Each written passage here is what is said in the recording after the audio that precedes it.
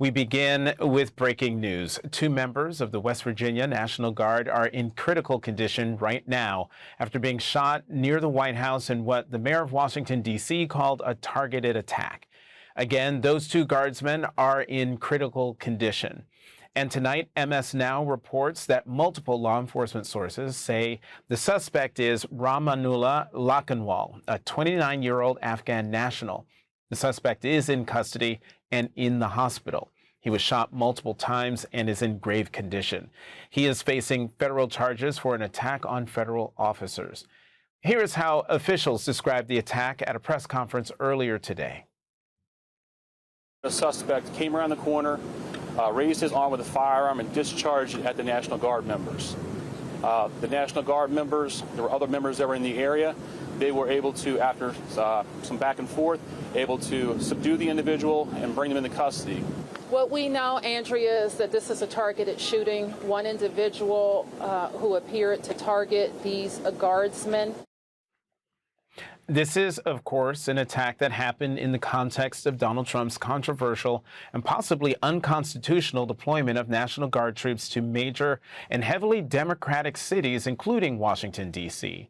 Speaking earlier tonight, Donald Trump denounced the shooting as a, quote, an act of terror. He also made blatantly political remarks attacking his predecessor's policies on Afghanistan and called Joe Biden, quote, a disastrous president, the worst in the history of our country. After today's attack, Donald Trump ordered 500 more National Guard troops to D.C. However, the National Guard is very limited in what it can do. The New York Times reports more than 2,000 National Guard troops deployed to Washington in August after President Trump took federal control of the city's police and mobilized the troops in what he described as a crackdown on crime. Since then, the troops have patrolled metro stations and tourist areas and picked up trash around the National Mall. Last week, a federal judge ordered a temporary suspension of the deployment, finding that it was likely illegal. The Trump administration asked for that decision to be blocked after the shooting. Joining us now, Ken Dilanian, MS Now Justice and Intelligence reporter. Ken, thank you very much for being here. First, any update on the condition of the two injured members of the National Guard?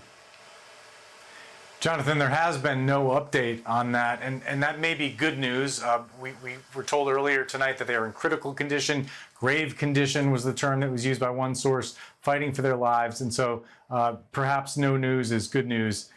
In that sense, they are in the hospital. They were quickly attended to. We've seen videos of their colleagues performing life-saving measures at the scene. And then one of them was flown by helicopter to the hospital. The other, as we understand it, was whisked away by ambulance. So they got prompt medical treatment, and we're just hoping for the best, Jonathan. And Ken, the FBI Joint Terrorism Task Force is leading the investigation. Does that mean the FBI thinks it could be an act of terrorism? Yeah, absolutely. As soon as it was clear that this was a targeted attack on uniformed members of the military, the FBI took over the investigation from D.C. police, and they're investigating whether there's a terrorist motive. And now, of course, you have the news that the suspect is an Afghan national who entered the country through Operation Allies Welcome in 2021 when the Biden administration withdrew from Afghanistan, who was trying to take in a number of refugees. So obviously people are going to wonder, was this Islamic extremism? That's, of course, one possibility, but it's not the only possibility. There could be any number of motives that motivated this person. But what seems clear to investigators is that the fact that he came around the corner, pointing his weapon at these two uniformed National Guard members and shot them in the head, that to them is prima facie evidence that this was a targeted political attack. Mm-hmm. And now, of course, they're going through social media, trying to interview relatives and trying to paint a picture of this person's life and thoughts and movements and potentially why this person carried out this heinous act, Jonathan. And Ken, what is the status of the National Guard in D.C. right now after the judge's ruling last week? Practically speaking, what are they able to do, and what would this 500-person surge of troops be doing? Yeah, so the judge essentially ruled, the district judge ruled that this was an illegal deployment, and she ordered the Trump administration to withdraw, but she stayed the order, allowing them to appeal, and they have appealed. So that's in litigation.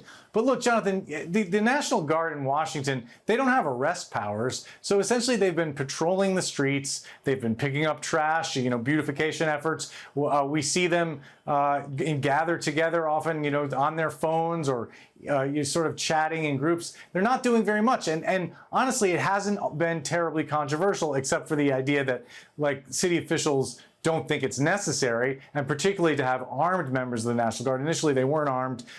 Lately, many of them have been armed. These members who were attacked today were armed, we were told. But again, there's not really much that they're doing. Some officials think that their very presence has a tendency to deter crime in some areas, and so for that reason, they welcome their presence, and others object to their presence. But it really hasn't been much of a factor. It's much different, for example, from the activities of ICE in some cities where they're actually arresting people and mounting raids and there's violence. There's been none of that with the National Guard in D.C., Jonathan. And one more question for you, Ken. You have done so much reporting on what has happened to the Justice Department workforce in the second Trump term. Is the Joint Terrorism Task Force even fully staffed? And are the veterans who know how to handle cases like this still at the department? That's a fair question, Jonathan. It's something a lot of my sources worry about. There has been a huge brain drain of experienced FBI agents, but there's also still a lot of them left, thousands. And there's no reason to believe that the Washington, D.C. Joint Terrorism Task Force isn't up to the task of investigating this particular case. But it is an ongoing worry, and it's happening. More are leaving every day because there's just people that can't function in an environment where they believe the FBI has been politicized and others have been forced out. So it's a valid concern. But as of right now, it appears that they're still able to do these kinds of investigations and pursue all available leads, Jonathan. Okay, MS Now's Ken Delaney, and thank you very much for that report.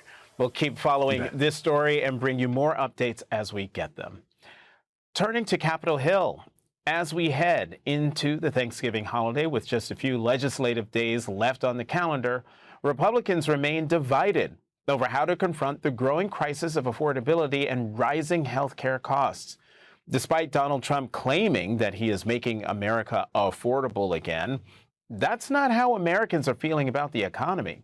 New polling this week from CBS News shows that 64% of Americans disapprove of Donald Trump's handling of the economy.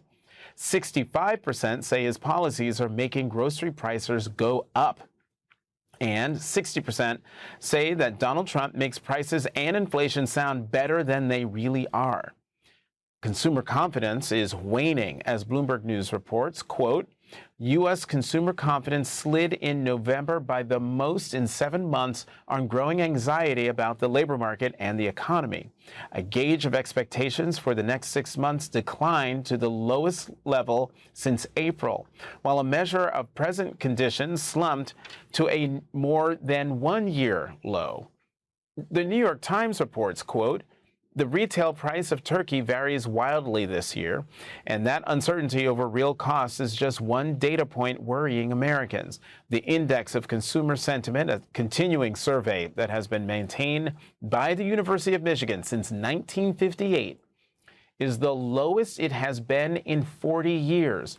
Lower than in the dark early days of COVID, lower than during the financial crisis of 2008, and lower than in the wake of the 1987 stock market crash. But grocery prices are not the only rising costs that Republicans are worried about impacting them in next year's midterm elections. There's also the rising cost of health insurance. 51% of Americans disapprove of Donald Trump's handling of health care. 69% say health care affordability should be a top priority for Donald Trump, but only 42% say they think it actually is a top priority for him. Earlier this week, Donald Trump was set to unveil a new plan that reportedly would have extended Affordable Care Act subsidies to keep health insurance premiums lower for millions of Americans for the next 2 years. Republican Speaker Mike Johnson cautioned the White House against that plan because House Republicans were opposed to that, according to the Wall Street Journal. Punchbowl News is reporting today, quote, Speaker Mike Johnson's decision to call the White House to communicate just how unpopular an Obamacare subsidy extension is has unleashed some furor in the House GOP. One House Republican told us moderate members are, quote, apoplectic that Johnson is blocking votes to extend the Obamacare subsidies. They said GOP members plan to join up with Democrats to unload several discharge petitions on the issue. Republican Congressman Tim Burchett told Politico, quote, I don't like the subsidies, but everybody griping about it doesn't have a plan. So get some guts, put up a plan, or get the heck out of the way. But spikes in health care costs aren't singular to those buying insurance on the Obamacare marketplace. As Politico reports, quote, Republicans in Congress are focused on finding a way to counteract an expected 26% rise in premiums for people who buy insurance through the Affordable Care Act, without extending government subsidies that make insurance more affordable. What the GOP isn't talking about, nearly 7 times as many Americans get health insurance through an employer as those who buy it individually. Those 165 million people are expected to see their premiums spike by up to 7%. Donald Trump admitted last night that Republicans would need to do something to address their rising health care costs. Somebody said, I want to extend them for 2 years. I don't want to extend them for 2 years. I'd rather not extend them at all. It may be some kind of an extension may be necessary to get something else done. Leading off our discussion tonight is Democratic Congressman Raja Krishnamoorthi of Illinois. He is a member of the Oversight and Intelligence Committees. Congressman, nice to see you. Happy Thanksgiving. We'll turn to politics. We'll turn to politics in a moment, but first, what's the latest that members of Congress are learning about the attack on the 2 National Guard members today? I only know what I've been reading and seeing in the media. I think all of us are just praying that they get through today and tonight and get to a better place physically. And we're praying for their families too. This is just a heinous act, and we all stand with our National Guards people. Congressman, as you well know, there's infighting among House Republicans over this yet-to-be-unveiled Trump health care plan to extend Obamacare subsidies for 2 years. Where do Republicans go from here on this issue? I think they have to decide, do they side with their constituents who want these Obamacare tax credits extended, or do they side with a very hardline faction of the Republican conference that wants to kill Obamacare? They've always wanted to kill Obamacare. They tried to repeal it 50 times in Trump's first term when I was there a decade ago. And so, essentially, that is the situation that Republicans find themselves in. Meanwhile, if those Obamacare tax credits don't get extended, 4 million people are going to lose their health insurance, Jonathan. That's on top of the 13 million who are going to lose health insurance because of what Trump calls the big, beautiful bill. I call the large, lousy law. So it's really causing a healthcare catastrophe. And it's going to hurt all of us because these people are going to end up, going to the ER. Health systems are already teetering and are spiraling downward. And so this is going to have a negative impact on everybody. President Trump defended Steve Witkoff after a leaked transcript revealed him coaching a Russian official on how to win Trump's support for Russia's terms in a deal to end the war in Ukraine. Trump said, quote, I haven't heard it, but it's a standard thing. That's what a deal maker does. Congressman, is it? What's your reaction? That's not what a deal maker does. Look, I think that the coziness of Witkoff with the Russians explains why 27 out of the 28 point plan that Trump put out as a peace plan for Ukraine looked like Russian talking points. It was not anything that appeared to be objectively the way forward. And I think that Witkoff is so cozy with the Kremlin that sometimes I'm wondering, is he the envoy from the Kremlin to us or the other way around? Chairman James Comer told Politico he has doubts about the Oversight Committee's Epstein investigation, saying, quote, "I fear the report will be like the Warren report. Nobody will ever believe it." Congressman Krishnamurthy, you're on the Oversight Committee. How do you think people will react?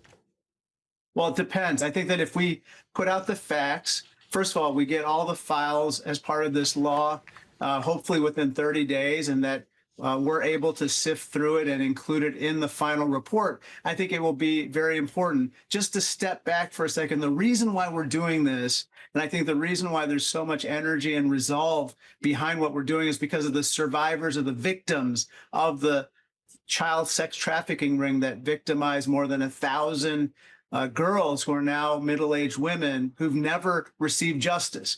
And so that is why we're doing this. And if we put out a report that helps bring about justice for them and prevents this from ever happening again, that's an important contribution that we should all be proud of. Congressman Raja Krishnamurthy of Illinois, thank you very much. And again, happy Thanksgiving. Happy Thanksgiving.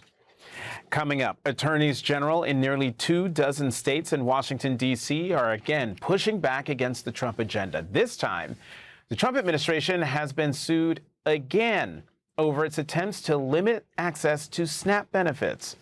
We'll explain next.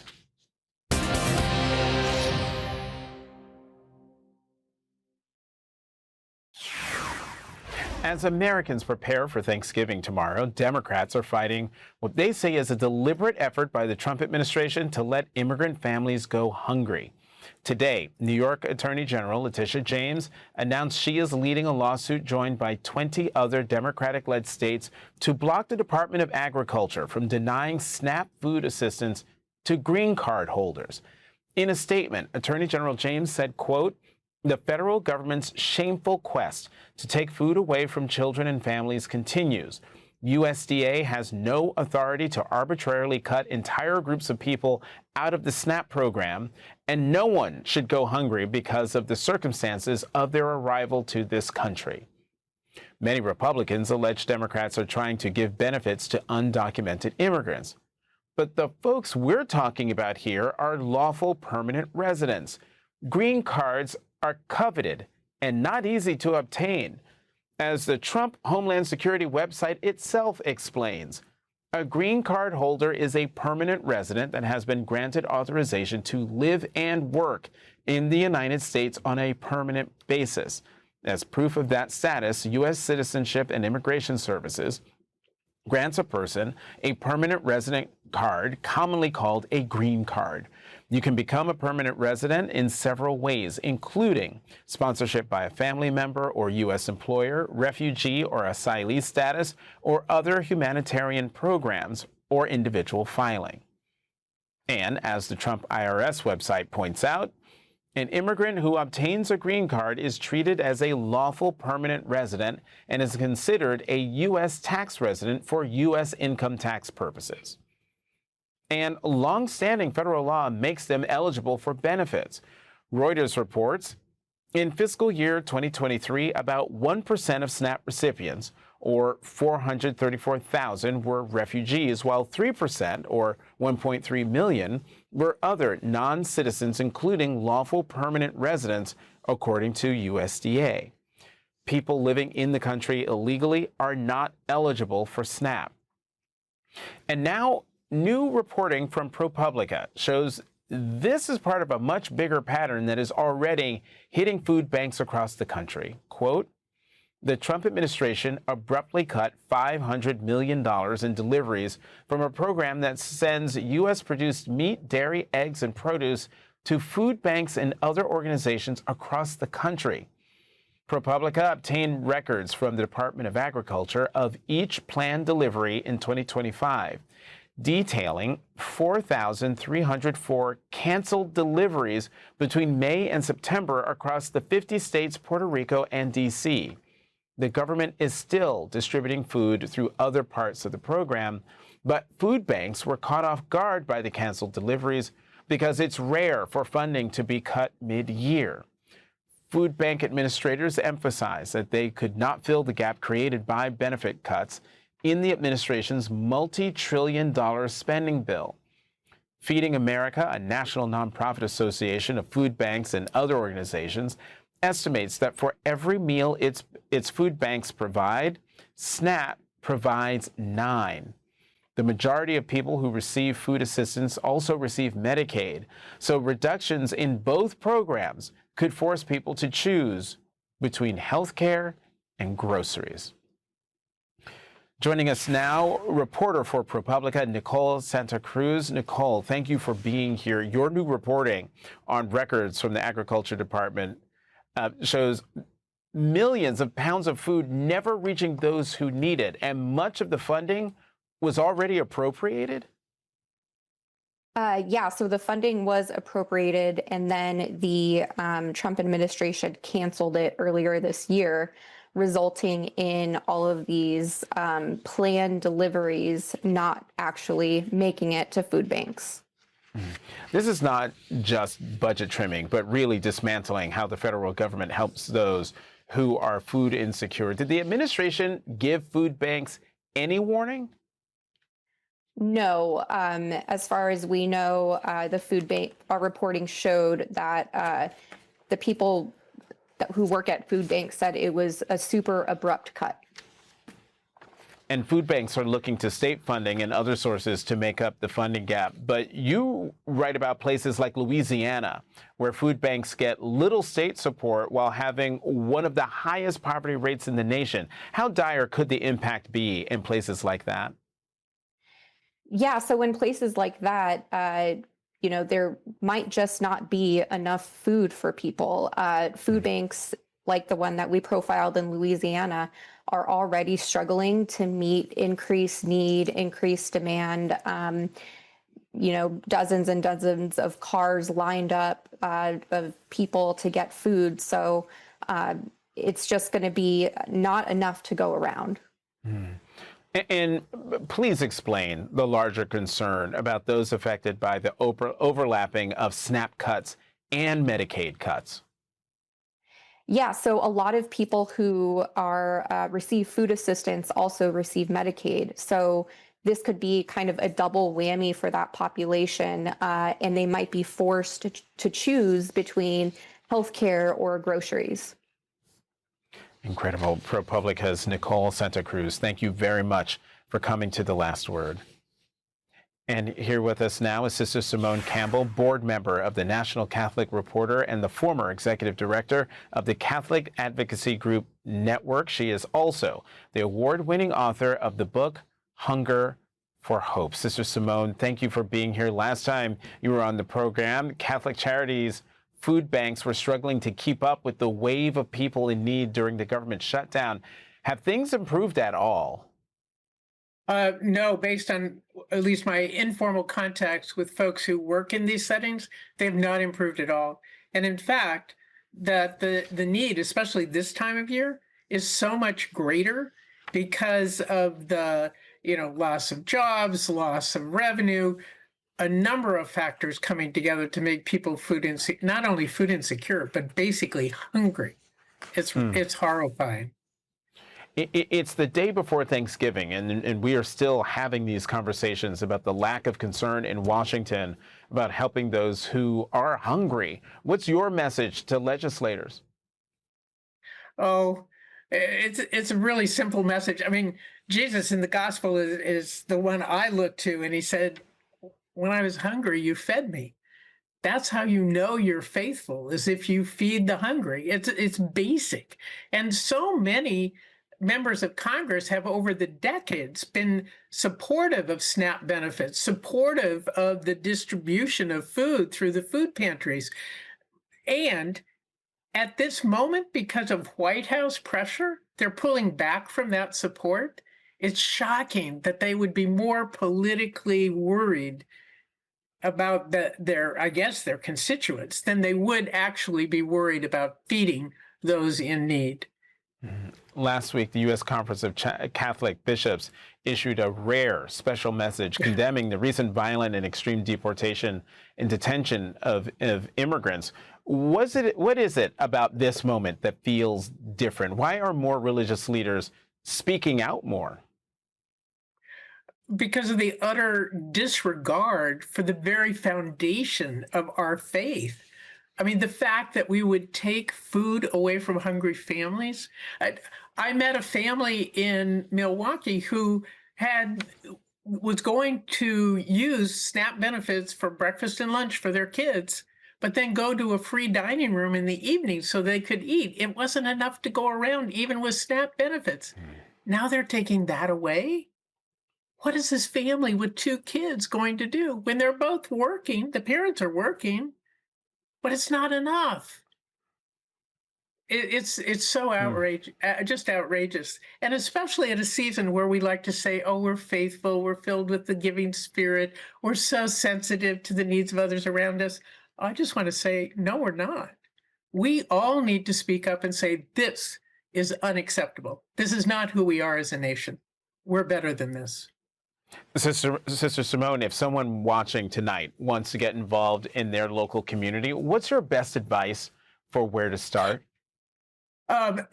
Just Google, go on ChatGPT, ask for your local food bank.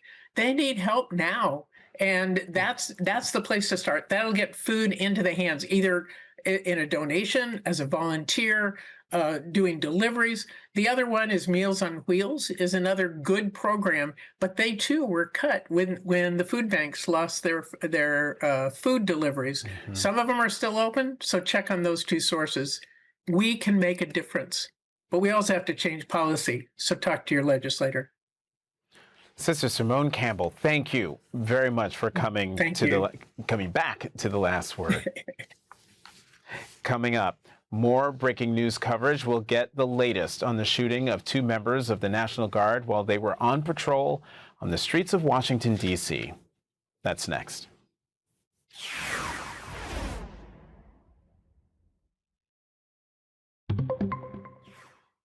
Breaking news, the suspect in the shooting of 2 members of the West Virginia National Guard in Washington, D.C. earlier this afternoon has been identified. MS Now reports that multiple law enforcement sources say the suspect is Rahmanullah Lakhanwal, a 29-year-old Afghan national. ABC News, citing 3 law enforcement sources, is reporting the suspect applied for asylum here in the United States last year and was granted it earlier this year under the Trump administration. MS Now has not confirmed that report. Moments ago, U.S. Citizen and Immigration Services posted on social media, quote, effective immediately, processing of all immigration requests relating to Afghan nationals is stopped indefinitely, pending further review of security and vetting protocols. The suspect is currently in custody in the hospital. He was also shot during the altercation.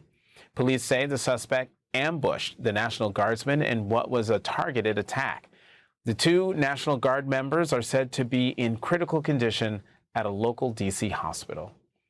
For more, let's go right now to Mark Centilla, investigative reporter for MS Now. Mark, do we have any update on the condition of the 2 National Guardsmen?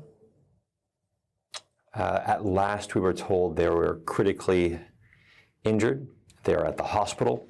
And that's the last we have been brought up to speed on their condition at this point. We're hoping to learn more in the coming hours. What we also know, according to multiple law enforcement sources who tell MS Now, the suspect in this shooting entered the United States in September 2021, came into this country under Operation Allies Welcome. That's a program during the Biden administration that brought Afghans to America after the fall of Kabul in August 2021. The Afghans were taken overseas military bases. They were vetted by U.S. law enforcement officials before being allowed entry into the United States. Now, right now, investigators are working, and they want to know what contact the 29-year-old has had with others, where he may have traveled recently. They're also looking at his electronic devices, as well as talking to friends and family to try and fill in the blanks and give some clue to a motive. A motive has not been released just at this moment.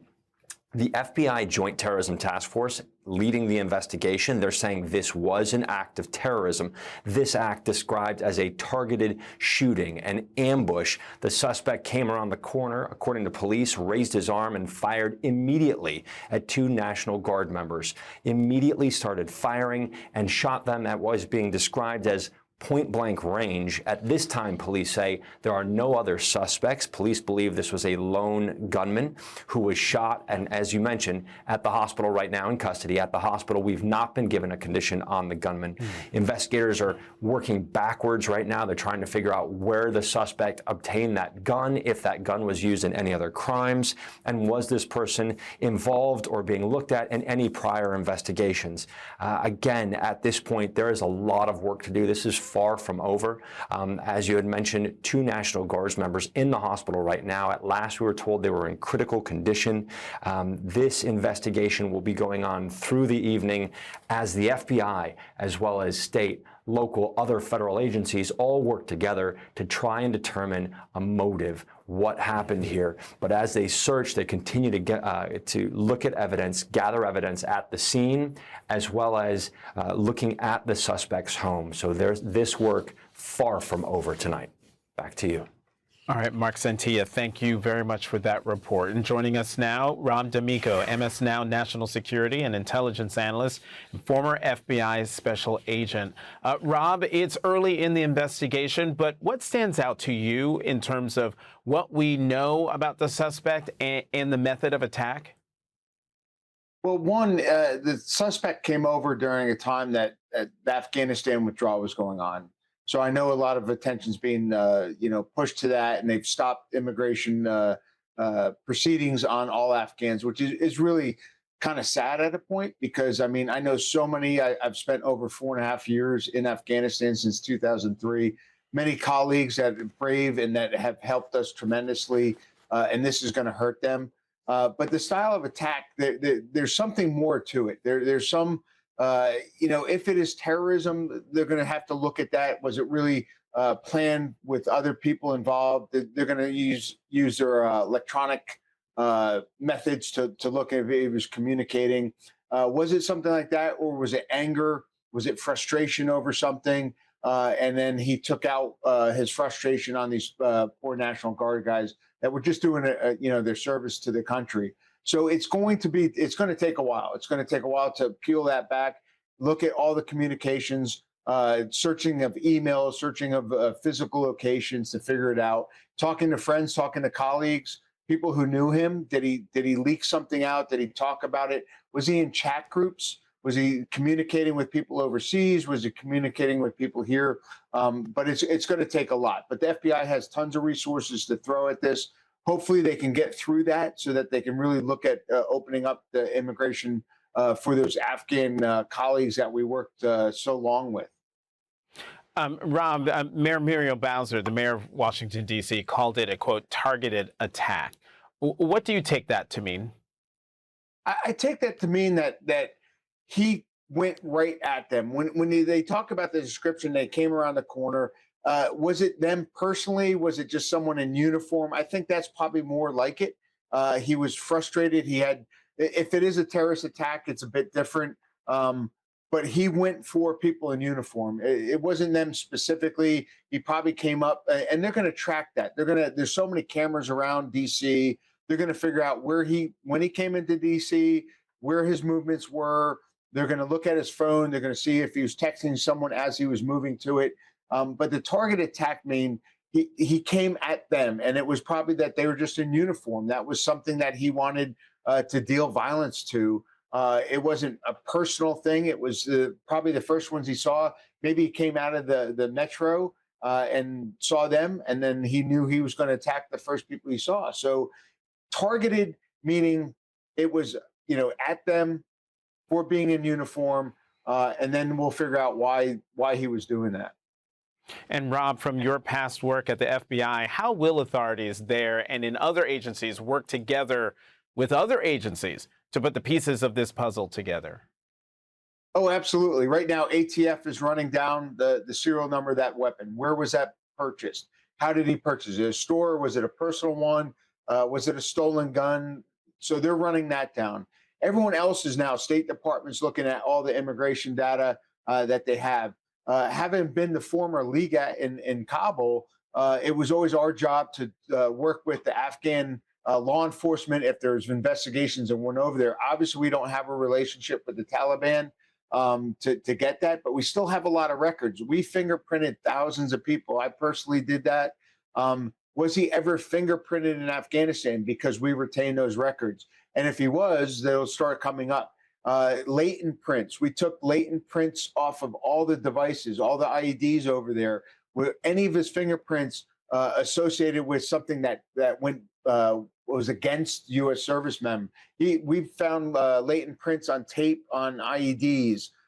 So they're going to fingerprint him. They're going to get the search warrants for all his electronic communications. Big one will be his phone, his encrypted apps. Who was he communicating on WhatsApp or Signal or Telegram? All those apps that you can only have one device to show you what he was talking about. So they're going to be doing all that.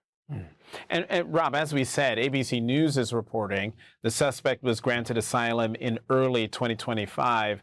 Would that mean he probably was checked for a criminal past? He was given a criminal background check? I believe that's part of the process. But again, sometimes things slip through the cracks.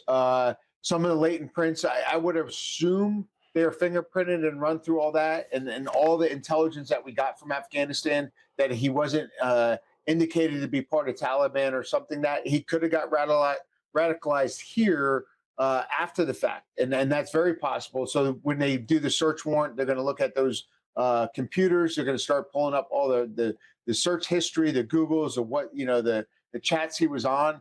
Those electronics are really going to provide that into it, because he could have came over very much, pro-U.S. and somehow he got radicalized in the 4 years that he's been here. Rob D'Amico, thank you very much for coming to The Last Word. And coming up, it can be hard to keep track of just how much Donald Trump is losing in court, thanks to the robust pushback on his power grabs from state attorneys general, federal employees, universities, businesses, nonprofits, and others. But we're here to help. Up next, we will quantify just how much Trump and his administration have been losing in court. That's next.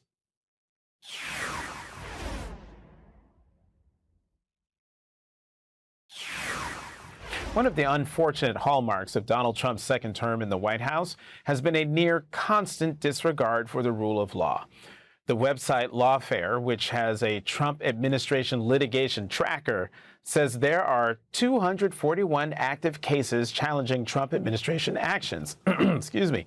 In the past, Americans could rely on an independent Department of Justice to keep a presidential administration in check. But things have gotten so bad that one former DOJ civil rights lawyer told the New York Times Magazine, quote, "I wouldn't even call it the Justice Department anymore. It's become Trump's personal law firm. I think Americans should be enraged.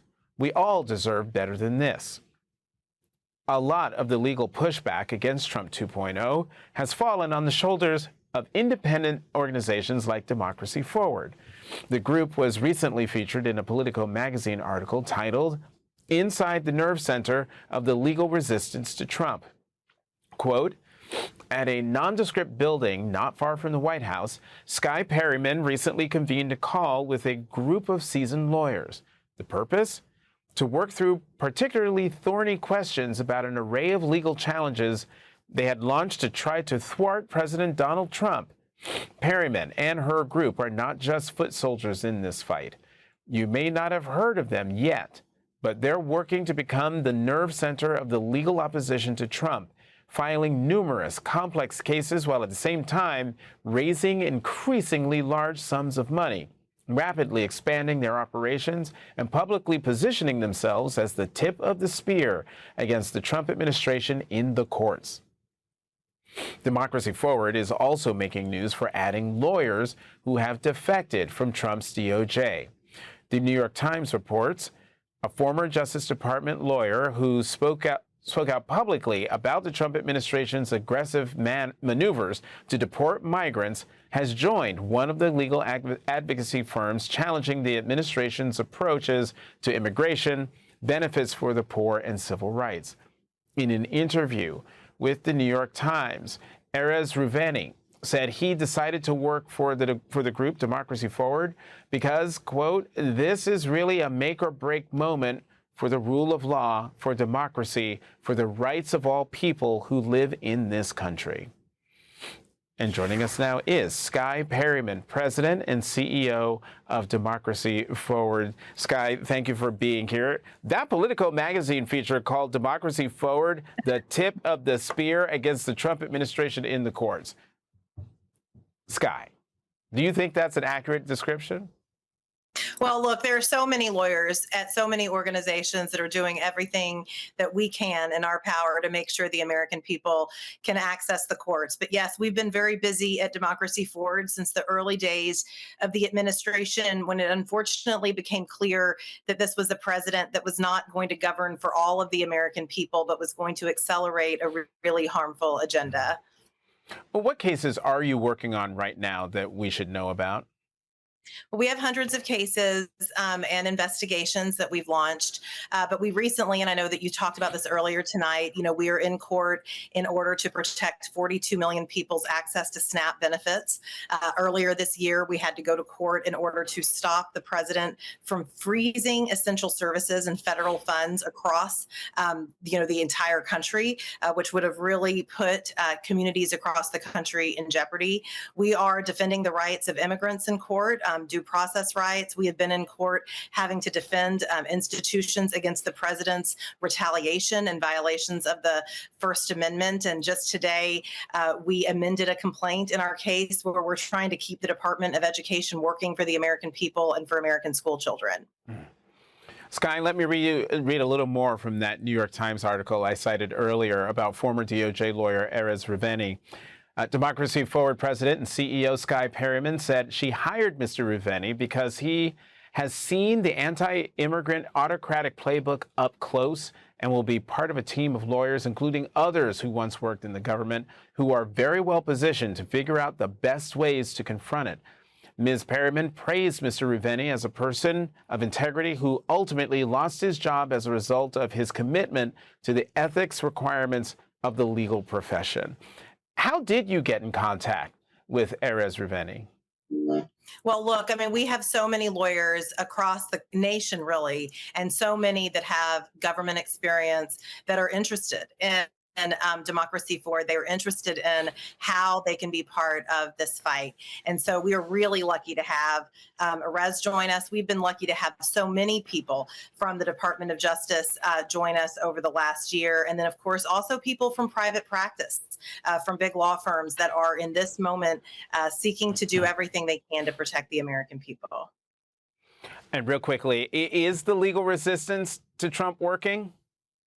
Look, I think it is, and that doesn't mean that people aren't getting harmed, because this is an administration that is intent on harming people every single day. But we are seeing lawyers go into court every day. This is the largest and most successful affirmative legal effort against an executive branch at this point of an administration in United States history, and we have court orders that are protecting people each day. Skye Perryman, President and CEO of Democracy Forward, thank you very much for coming to The Last Word. And we'll be right back.